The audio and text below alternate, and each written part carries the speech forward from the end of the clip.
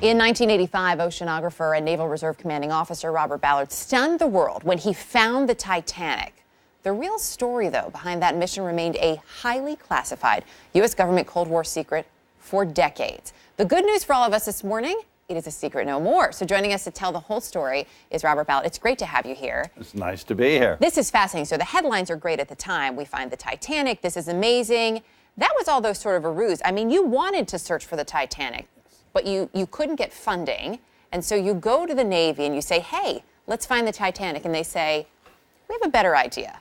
They wanted you to find 2 nuclear subs from the 60s. Well, actually, we knew where the subs were. What they wanted me to do was to go back and not have the Russians follow me, because we were interested in the nuclear weapons that were on the Scorpion, and also what was the nuclear reactors doing to the environment. So they did not want the world to know that, and so I had to have a cover story. And so this threw them off because, it's great, the Titanic, but that's not really what we want. Well, and I had press aboard that were totally oblivious to what I was doing at the time. I had all sorts of other people on the ship that were not in the room when I was down at the Scorpion. Which is amazing. So you found the Scorpion, you find the submarines, and then you only have 12 days left to find the Titanic. Yes, I had embedded in my team naval intelligence officers, and one who had reported directly to my boss, Admiral Ron Thunman, Vice Admiral Ron Thunman, who said, do my job first, and then this officer next to you will say when you're done.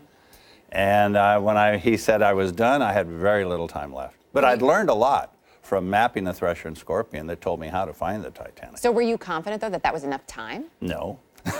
And yet you beat the odds. We were down to the we have the exhibit now at National Geographic that tells that, not only the story, but then I had to go back a second time, and that was the real scary time, because now were they going to follow me? Because we had to go back to not only the Titanic, but to then go inside the Scorpion.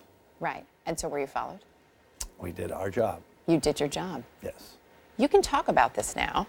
Some of it, yes. Some of it. Why? Because you've done a number of other missions, some 30 odd. You can't talk about any of those? Well, I can talk about finding the Bismarck. I can talk about a lot of other things, but I can't. Not the details. I cannot talk about my other Navy missions, no. They've yet to be declassified. But so why has this one been declassified? Ask the Navy. Because they didn't tell me, and when the phone started ringing, National Geographic called and said, Bob, you didn't tell us this. So that's why we're doing the exhibit, because we're fessing up. So you're fessing up now. I found it really interesting, your reaction to finding the Titanic, because you wanted to find this, and that's a moment of elation. This is what you've been searching for, but your mood quickly changed. Yes, when we found the Titanic, we naturally were very excited. It was a tough job. We got it at scoring the winning goal at the buzzer. But then someone looked up at the clock and said, she sinks in 20 minutes. Because it was 2 in the morning, she sank at 2:20, and we felt embarrassed.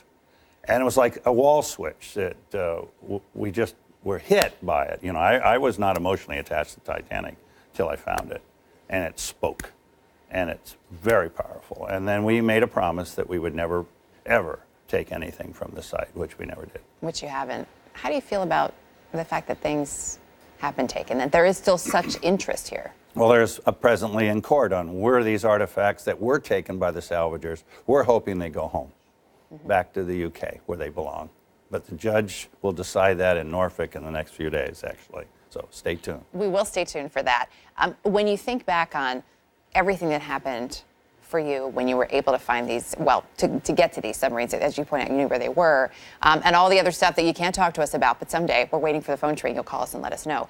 It's interesting, too, as we're watching this, as all of this is playing out, when we're at a distinctly different time than we were even just a few years ago when it comes to U.S. relations with Russia. Correct. And it's sort of remarkable to learn about some of these things as we're watching all that play out. How much of that goes through your mind? Well, the Cold War, we were busy. And in fact, the casualties were some of our submarines, particularly the Thresher. So, yes, it's a Cold War that has now started again. I thought it was over, but we're back. Do you think that will keep us from being able to talk to you about some of your work? Probably. Yeah. What would you like to see? What would you like to be written about the Titanic? Because people are still so fascinated by it. Well, it was amazing how, to this day, people's fascination, it touches everyone's button. I mean, it's the Edwardian era, the stars of the time were the wealthy, the Astors, the Strausses that were on the Titanic. It was the largest moving object of the time in the world.